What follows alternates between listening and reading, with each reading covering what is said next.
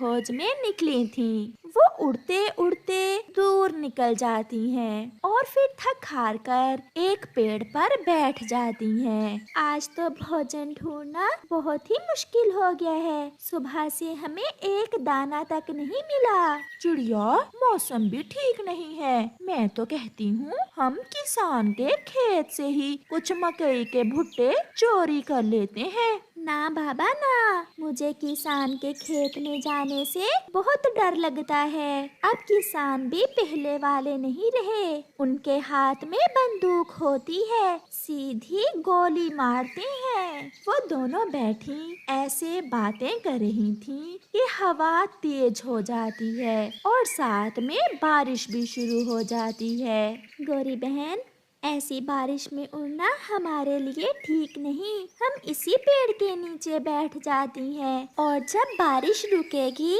तो फिर सोचेंगे कि हमें क्या करना है। ऐसे वो दोनों बड़े पेड़ के नीचे बैठ जाती हैं। चिड़िया, वो देखो सामने पेड़ पर एक मीठा फल लगा हुआ है। हवा तेज है, हवा रुक ले, फिर जाकर देखते हैं। मुझे तो भूख जोरों की लगी हुई है, मैं तो जा रही हूँ।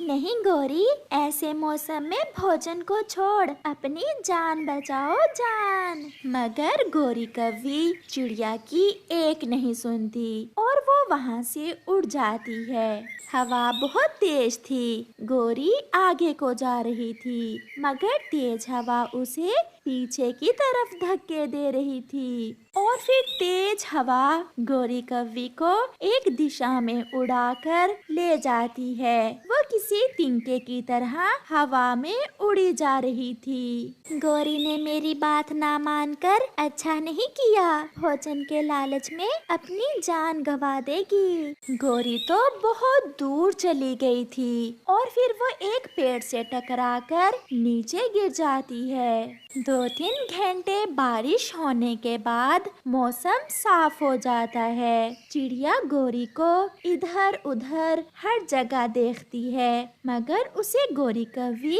कहीं दिखाई नहीं देती और फिर वो वापस चली जाती है। कालू भैया, मैंने उसे बहुत समझाया था, मगर उसने मेरी एक न सुनी। वो हमेशा लालच करती है और हमेशा नुकसान उठाती है। मैंने गौरी को हर जगह ढूंढा, मगर वो मुझे कहीं भी नहीं मिली। मुझे नहीं लगता कि गौरी अब जिंदा होगी। नहीं, ऐसा नहीं हो सकता।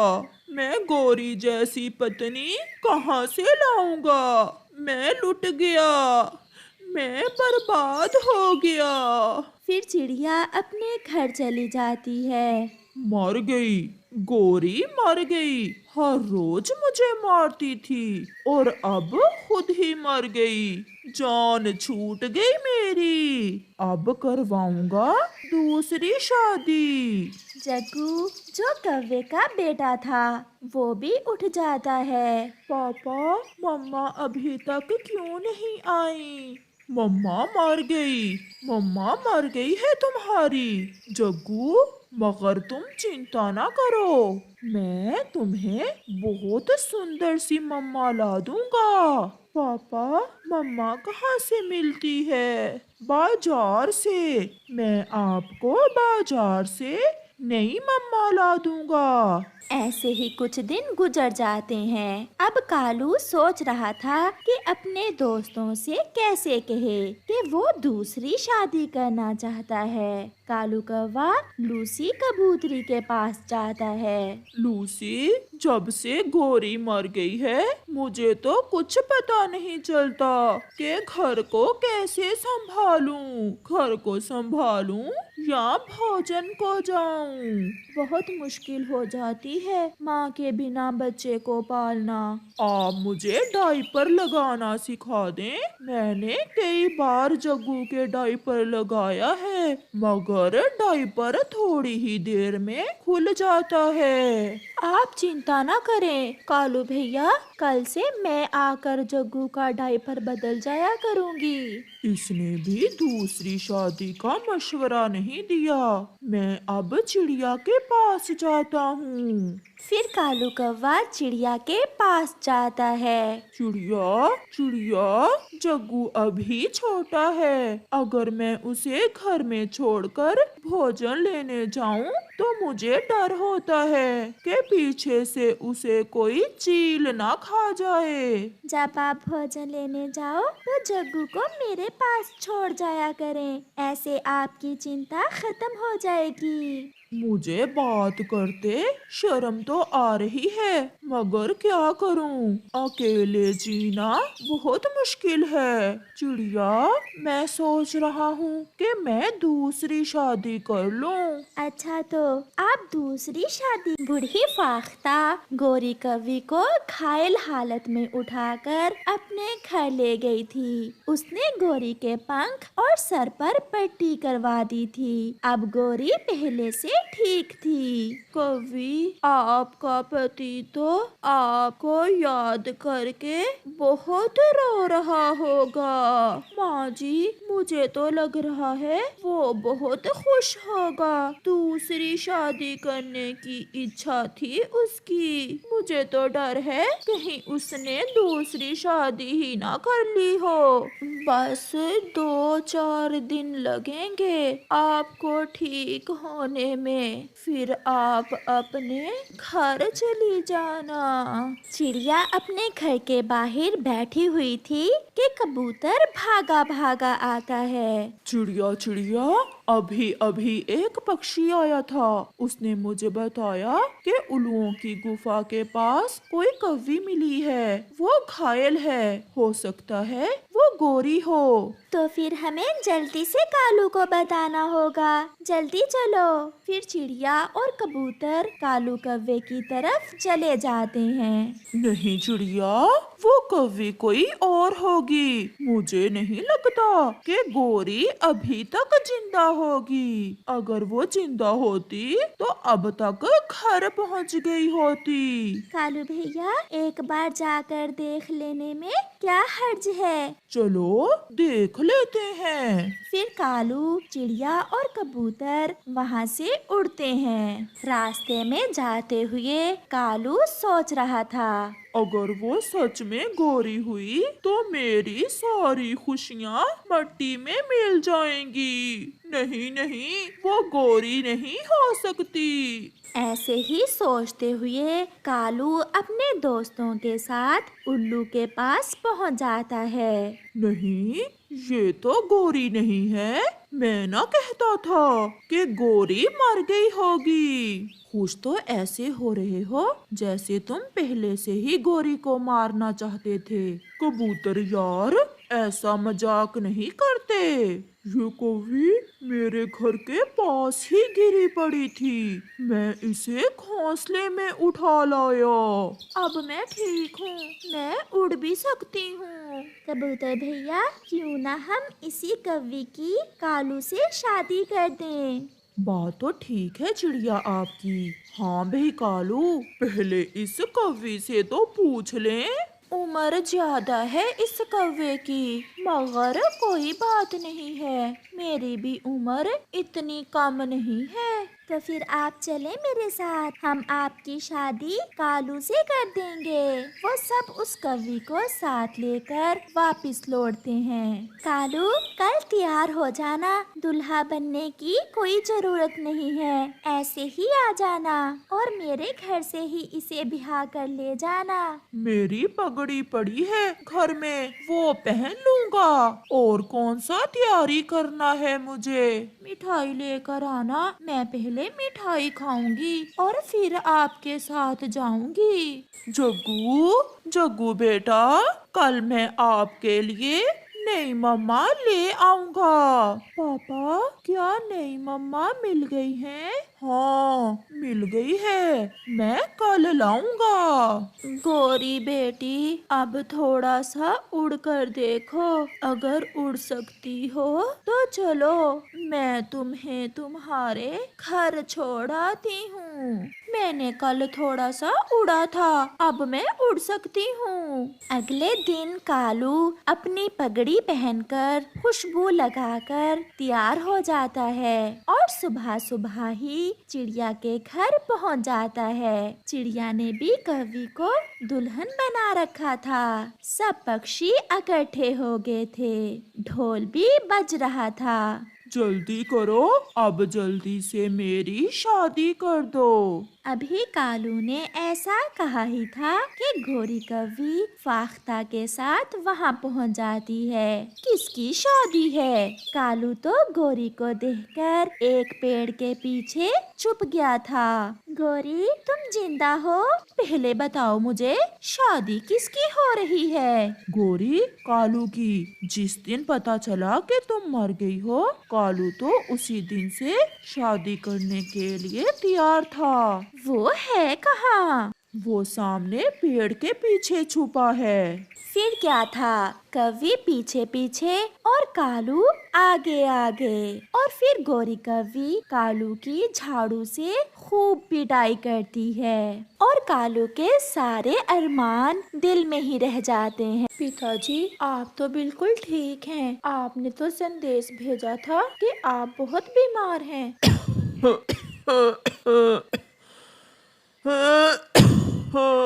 यहाँ बैठ जाओ, आज मैं कुछ ठीक हूँ। कल मुझे बुखार था और ये कागजात पर अपने साइन कर दो। ये किस चीज के कागजात हैं पिताजी? अपने हिस्से की जायदाद अपने भाई के नाम करवा दो। बहनें अपनी जायदाद का हिस्सा भाइयों को ही देती हैं। अब मुझे पता चला पिताजी, आपने मुझे क्यों बुलाया है। पिताजी, माँ जी ने मरते समय मुझे सब बता दिया था। फूलों का बाग मेरा है और मैं अपना हिस्सा किसी को नहीं दूंगी। मैं भी इस घर की बेटी हूँ, इस घर पर मेरा भी हक है।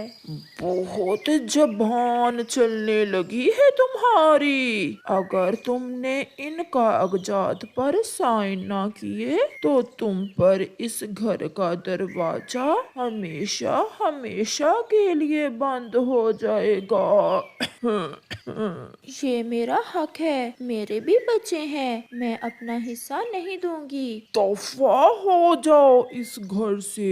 आज के बाद तुम्हारा इस घर से कोई रिश्ता नहीं। ना मैं तुम्हारा बाप और ना तुम मेरी बेटी। मर गई तुम मेरे लिए। फिर कालू कौवा अपनी बेटी को धक्के मार मार कर अपने घर से निकाल देता है। लाडो, कैसे हैं आपके पिताजी अब? पिताजी तो ठीक थे, बस वही जायदाद पर साइन करने के लिए बुलाया था मुझे। अगर आपके पिताजी आपके हिस्से की जायदाद लेना ही चाहते हैं तो तुम दे दो। हमारे पास किसी चीज की कोई कमी नहीं है। जो हिस्सा मेरी माँ ने मरते समय मुझे दिया था, पिताजी चाहते हैं कि मैं वो भी जग्गू भैया के नाम लगवा दूं।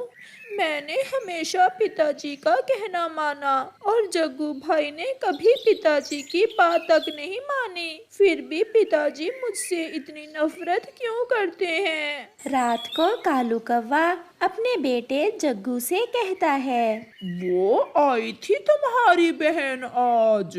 तो क्या पिताजी अपने हिस्से की जायदाद मेरे नाम लगवा गई दीदी? नहीं, उसने साफ इनकार कर दिया है। वो कहती है कि वो फूलों की खेती किसी को नहीं देगी। मुझे तो पहले ही पता था लाडो बहन अपना हिस्सा मुझे कभी नहीं देगी। अब तुम्हें ही कुछ करना होगा। कुछ ऐसा करो कि तुम्हारी बहन अपना हिस्सा तुम्हारे नाम लगवा दे। मेरे जीते जीते अगर ये काम हो गया तो हो गया। अगर मैं मर गया तो फिर वो कभी तुम्हें अपना हिस्सा नहीं देगी। आप चिंता ना करें पिताजी, मैं भी आपका बेटा हूँ, कुछ ना कुछ कर लूँगा मैं। फिर दूसरे दिन कालू कौवे का बेटा जग्गू कौवा अपने दोस्त उल्लू के पास जाता है। आओ भी जग्गू, आज कैसे आए हो? यार उल्लू, मेरी बहन ने मुझे अपना हिस्सा देने से इनकार कर दिया है। तुम तो जानते हो पिताजी चाहते हैं कि हमारे परिवार की जायदाद गैरों में ना जाए। तो फिर तुम क्या चाहते हो? यही कि किसी तरह से लाडो बहन के साइन हो जाएं कागजात पर। हम ऐसा करते हैं कि तुम्हारी बहन का अपहरण कर लेते हैं और फिर जबरदस्ती साइन करवा लेंगे कागजात पर। बदले में मुझे क्या मिलेगा? वो मेरी बहन है। अगर घी सीधी उंगलियों से ना निकले तो उंगलियां टेढ़ी करना ही पड़ती हैं। तो फिर तुम्हारा हिस्सा तुम्हें मिल जाएगा। खेल शुरू करते हैं। फिर जग्गू कौवा उल्लू को साथ लेकर अपनी बहन के घर की तरफ जाता है। बहन लाडो, जल्दी चलो, जीजा जी का एक्सीडेंट हो गया है, उनके सर पर चोट आई है, जल्दी चलो। क्या जग्गू भैया, ये आप क्या कह रहे हैं? वो तो अभी अभी काम पर गए हैं। इतना समय नहीं है, जल्दी चलो, जाकर सब बताएंगे। फिर जग्गू और उल्लू लाडो को साथ ले जाते हैं और उसे उल्लू के घर ले जाकर एक रस्सी से बांध देते हैं। जग्गू भैया, आपने मुझे यहाँ रस्सी से क्यों बांध दिया है? आप तो कह रहे थे कि मेरे पति का एक्सीडेंट हो गया है। इन कागजात पर साइन करो। पिताजी ने प्यार से बात की थी, परंतु तुम नहीं मानी। हम अपनी जायदाद गैरों में नहीं जाने देंगे। अपनी बहन से ये सब भी कोई कर सकता है? ये मैं सोच भी नहीं सकती। मैं मर जाऊंगी, परंतु इन कागजात पर साइन नहीं करूंगी। फिर जग्गू अपनी बहन को मारता है, बहुत मारता है और लाडो बेहोश हो जाती है। अब बस कर जाओ जग्गू, कहीं मर ही ना जाए। अगर ये मर गई तो पुलिस हमें पकड़ लेगी। बहुत जिद्दी है मेरी बहन। 2-4 दिन भूखी रही तो सब मान जाएगी। तुम चिंता ना करो। उल्लू मेरे मित्र, ध्यान रखना, कहीं मेरी बहन यहाँ से भाग ना जाए। तुम अब जाओ, चिंता ना करो, ये कहीं नहीं जाएगी, कल देखेंगे। फिर जग्गू अपने घर चला जाता है।